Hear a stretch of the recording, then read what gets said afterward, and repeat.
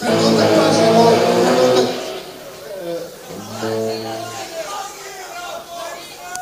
Ovako, molim vas, nemojte obraćati pažnju na moj glas, jer ja zapravo nisam Haligali Halid.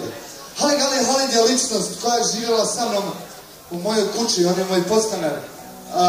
On se objesio prije 3 mjeseca i rekao je, Bare, idi 14.12.1991. godine u Vrbik i otpevaj nešto umjesto mene. Molim te one 3 pjesme koje oni moji ljudi najviše vole. Ja sam rekao, u redu Halide, nemoj uraditi nešto loše, a međutim, eto, on je uradio nešto zaista otrovno. Ali, on je moj podstanar, ja ga cijenim, plaćao mi je stanarinu i sve to bilo u redu. Molim vas. Pjesma posvećena svima koji trošite heroin, kokain, da ja znam, narkomani, droge, fiksamo se, ubijamo se, daš milijardu, šećer malo sol, malo partiturati, malo mota-mola, ali sve na kraju sve ispadne u redu, jel?